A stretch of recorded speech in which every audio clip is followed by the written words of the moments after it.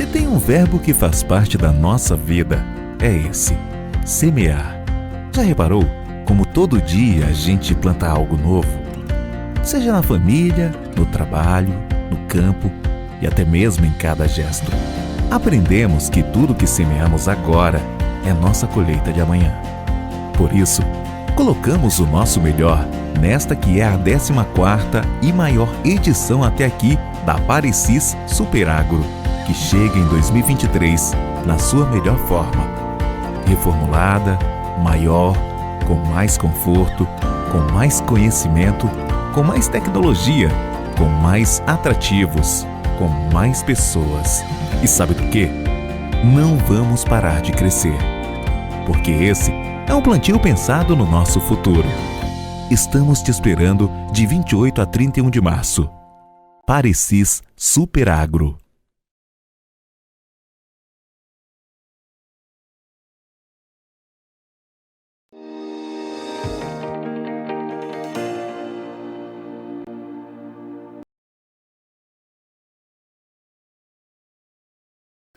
Olá, boa tarde a você que está conectado conosco aqui no Notícias Agrícolas, esperando pelas informações do mercado. Olhando a soja em Chicago, a gente entende que o cenário deu uma piorada. Ao longo dessa semana a gente tem uma queda sendo registrada nas cotações e a soja se afastando daquele patamar dos $15 por bushel. Vamos entender o que está acontecendo em Chicago, vamos entender o que está acontecendo aqui no Brasil e principalmente quais são as expectativas aí de formação de preços daqui para frente. Quem está comigo hoje é o meu amigo Carlos Cogo, sócio-diretor da consultoria Cogo Inteligência em Agronegócio.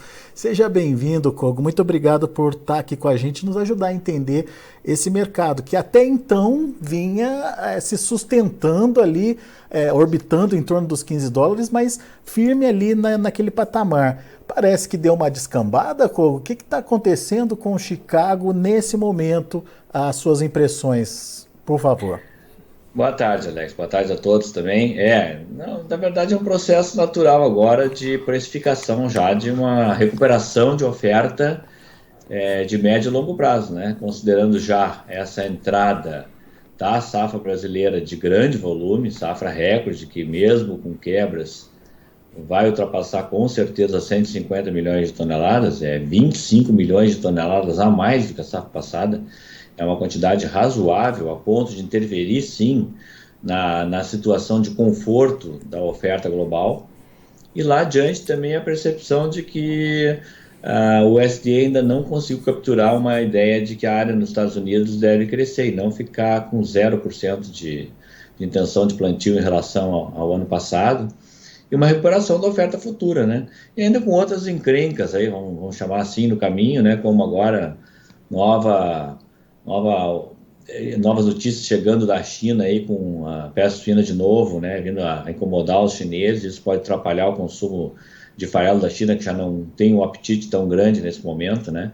Aqui internamente tem outros fatores que também são nossos, exclusivamente nossos, que é a questão de prêmios negativos nos portos, fretes em alta em função de baixas vendas antecipadas, muita gente concentrando a oferta no mercado. Então, isso aqui do nosso lado tem esses fatores e externamente realmente é uma visão de mercado futuro descendente, né? Hoje a gente teve aí contrato futuro já em janeiro de 24, por exemplo, na casa dos $13,18 por bushel, e o segundo semestre de 2024 já abaixo dos 13 cents, né? 12,81 contrato de setembro de 2024. E isso vai diminuindo a projeção de preço médio futuro para a safra 23-24. E também pode afetar o preço médio da safra atual 22-23, a qual teve muito baixo volume de venda antecipada e pode, com isso, ter uma média reduzida para menor nesse momento, em função de preços futuros também para este ano, se acomodando em patamares cada vez mais baixos. Muito bem, daqui a pouquinho a gente aprofunda nessa questão do Brasil, Cogo, mas voltando para a questão de Chicago, é uma tendência, você acredita, ou os preços podem ainda trabalhar nesse intervalo de 14,50 a 15, enfim, esperando por alguma novidade da safra americana? O que tinha para sustentar preço já foi precificado. Os problemas climáticos no sul do Brasil, a estiagem mais ou menos já está definido, o tamanho da perda, né? Ela fica aí na ordem de 35% a 40% na sorte do Rio Grande do Sul. E a Argentina, cada semana que passa, reduzindo mais o volume de projeção de safra, agora para 25 milhões de toneladas, é uma perda de quase 50%, a pior safra em 20 anos, também já está precificado. Então, somente um fato novo, altista, poderia virar essa direção do mercado, que é uma direção para baixo no curto, no médio e no longo prazo também. Muito bem.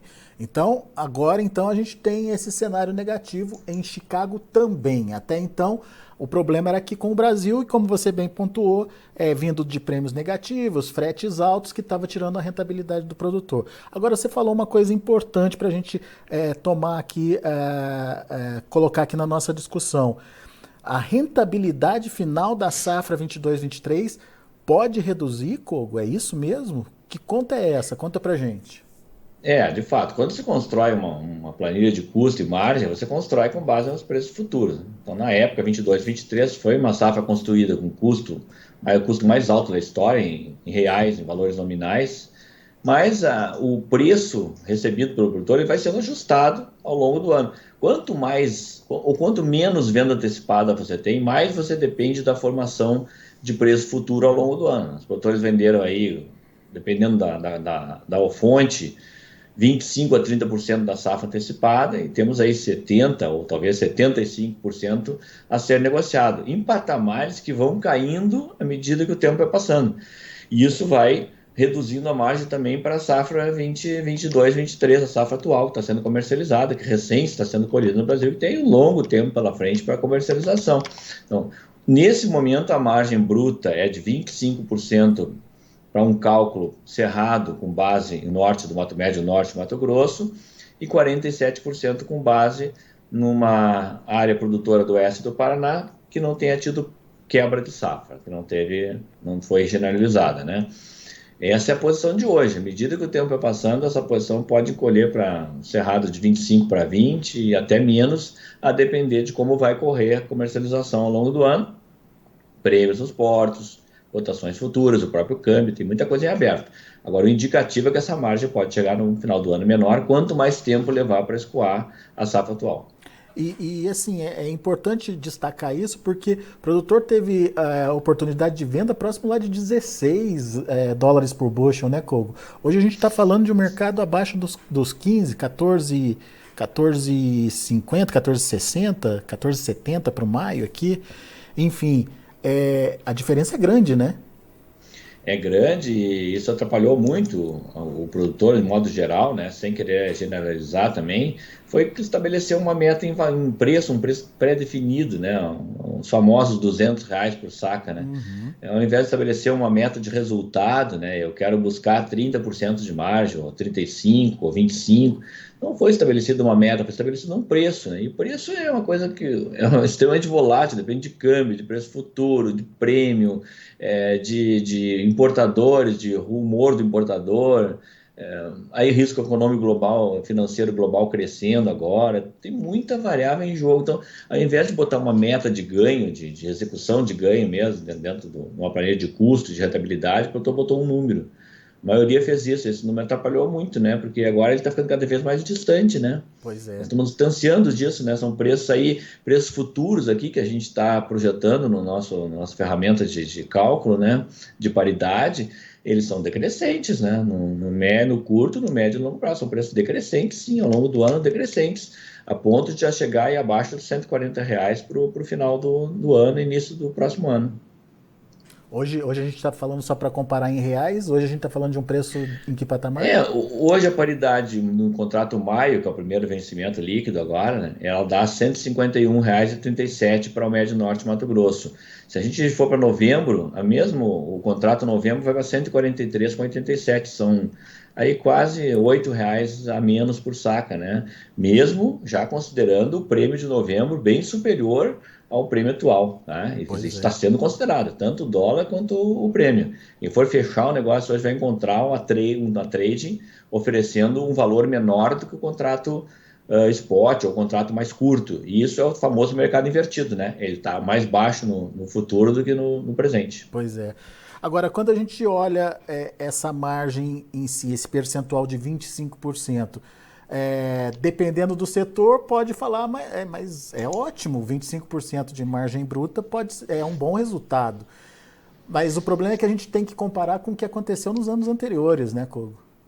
É exatamente isso, perfeito. Bem lembrado, né? Por isso, só para ter uma ideia, todos os contratos futuros de 2023, para quem não vendeu nada, uma hipótese, quem não tem vendido nada, ele vai fazer uma média aí mensal de $27,77 por saca para a região do Cerrado, ponto de referência médio norte Mato Grosso, região de Sorriso. Então, é uma margem bruta na vírgula 24,5%. Excelente, não tem nenhuma dúvida. Para qualquer setor da economia, é uma excelente. Só que esse mesmo produtor teve uma margem de 53% em 2022 e 61% em 2021. Ou seja, isso é que talvez atrapalhe um pouco a visão de que a margem de 25% é muito boa. E é muito boa, de fato, não tem nenhuma dúvida. E o preço atual, o 27,77, ele pode mudar ao longo do ano. E aí essa margem pode ficar menor ainda. Por isso que olhar para trás, olhar no retrovisor, não parece uma boa ideia nesse momento. Melhor olhar para frente. Tá, e eu me lembro que da última vez que a gente conversou, você contava para a gente que a margem para safra adiante, a 23, 24, estava melhor por conta do custo que tinha baixado. Agora, com o preço caindo também, essa relação ainda é positiva, Kogo?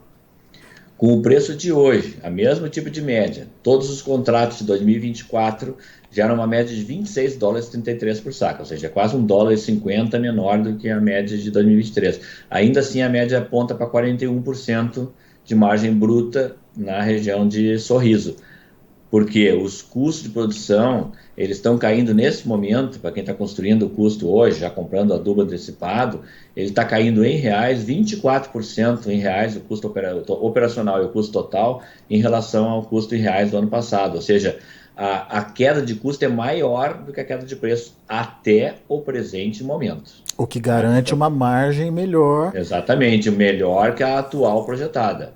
Mas para quem vai fechar alguma coisa de insumos agora, ou já começar a planejar a venda futura, a fixação de preço, que parece interessante. Quando o mercado está invertido, fixar preço mais antecipadamente possível parece interessante.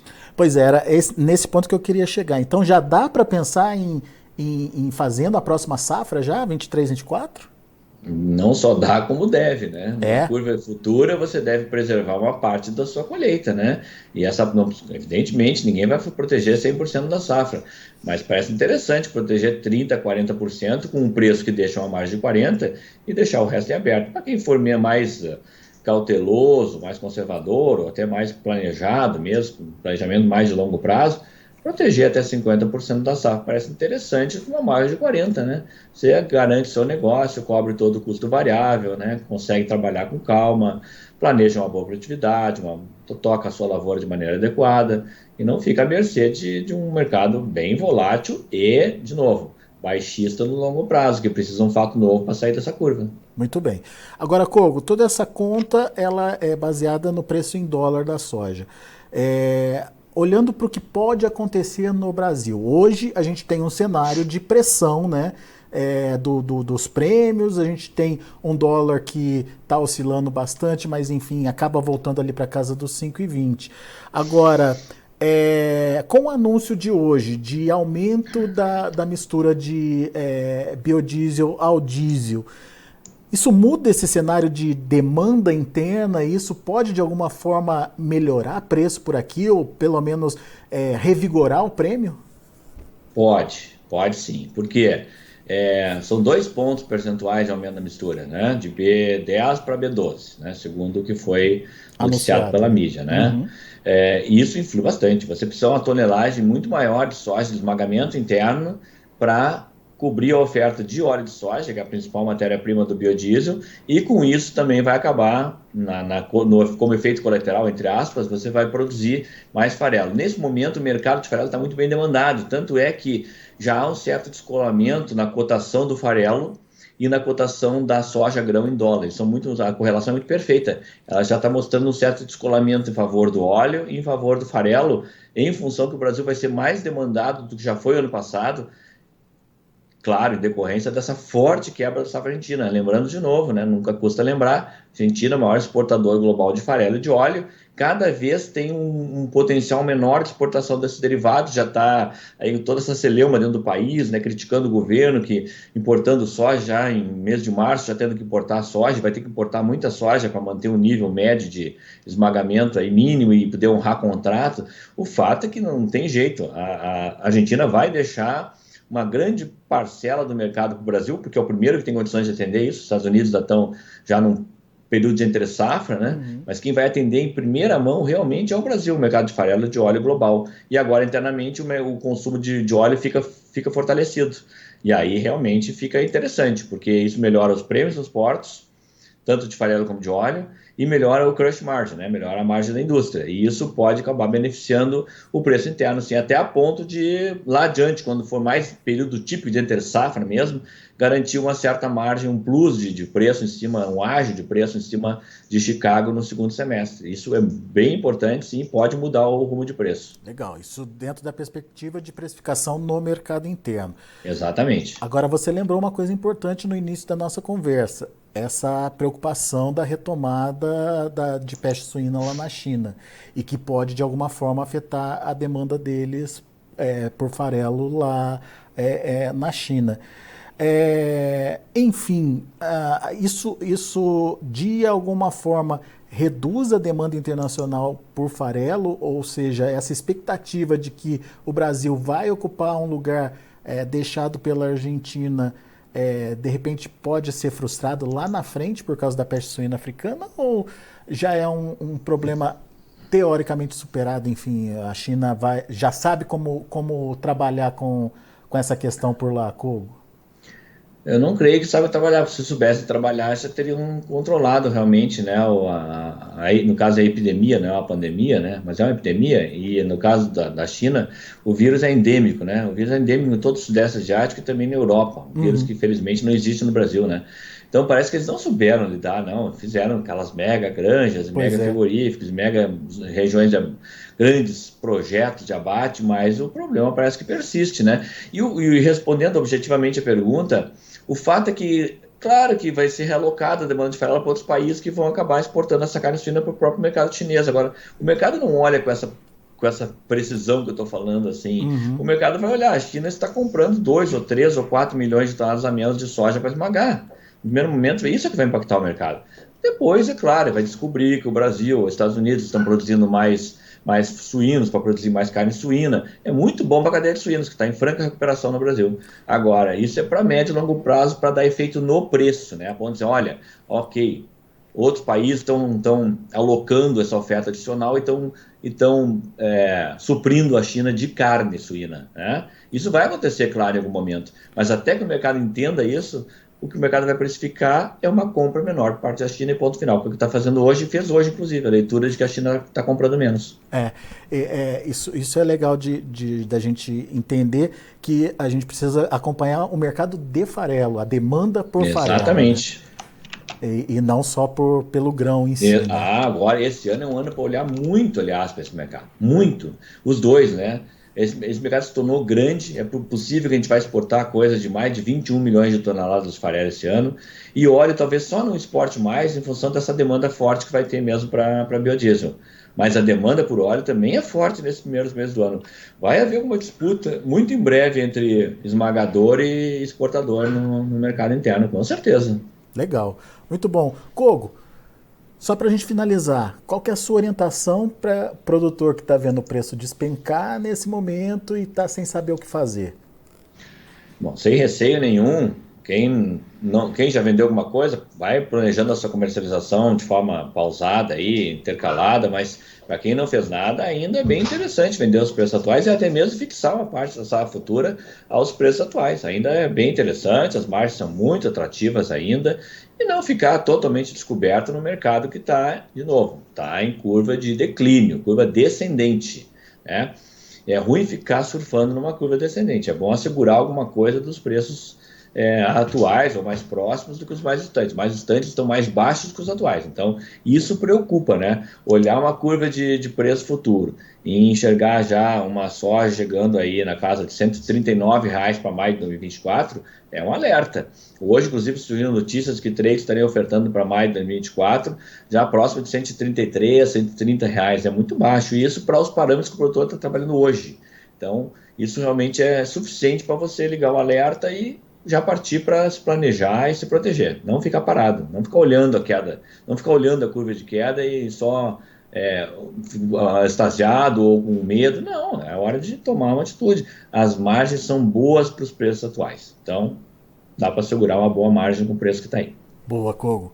Muito bom. Meu amigo, obrigado, viu, pela disponibilidade de estar aqui com a gente, por compartilhar com a gente todo esse seu trabalho, toda essa sua pesquisa em relação à precificação da soja.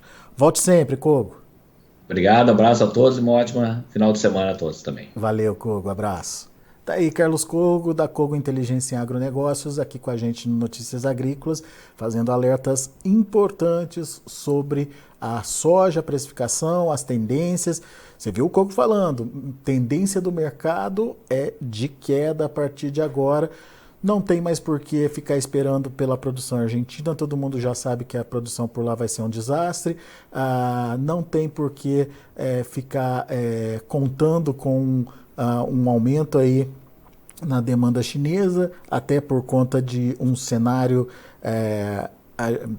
preocupante de retomada da peste suína por lá. Enfim, situação crítica, na opinião do Kogo, em relação à precificação e retomada dos preços em Chicago. E o Kogo fez as contas e mostrou aí que a rentabilidade final da safra 22-23, à medida que o tempo vai passando e que o preço vai sendo pressionado lá em Chicago, a rentabilidade ou a margem bruta vai diminuindo. Hoje, nos atuais patamares, essa margem bruta para o Cerrado está na faixa dos 25% e para o Paraná, para a região sul, 47%. São margens positivas. É óbvio que quando você compara com anos anteriores, é uma margem muito menor, no entanto, ainda positivas. Mas se você vê a concretização dessa perda de preços acontecer ao longo do ano, essa margem tende também a diminuir por conta dos altos custos que foram comprometidos aí nessa safra que está sendo colhida. Vamos aos preços em Chicago, vamos ver como estão os negócios lá na Bolsa de Chicago. Começo com a soja, mostrando que o maio recuou 15 pontos a $14,76 por bushel. O julho, $14,61 por bushel, 14 pontos mais 75 de queda. Agosto, $14,18 por bushel, queda de 13 pontos mais 25. Setembro, $13,47 por bushel, queda de 11 pontos mais 75. É essa a diferença que o Kogo está falando.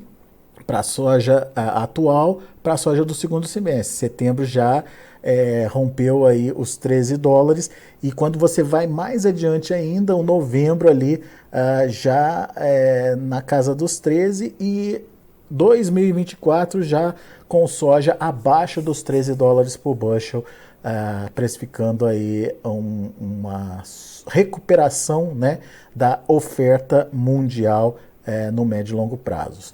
Vamos ver o milho. Maio, $6,34 por bushel, 1,5 de alta. Julho, $6,17 por bushel, também com 1,5 de alta. Setembro, $5,68 por bushel, 1,25 de elevação. E dezembro, $5,61 por bushel, 2 pontos mais 75 de alta.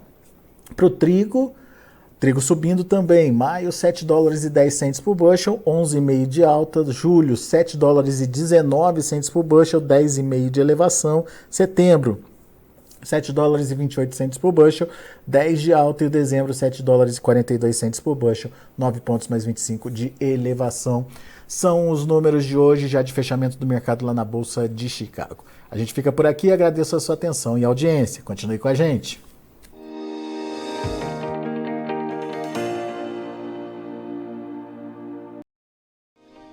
Se inscreva em nossas mídias sociais. No Facebook, Notícias Agrícolas. No Instagram, @noticiasagrícolas e em nosso Twitter, @norteagri.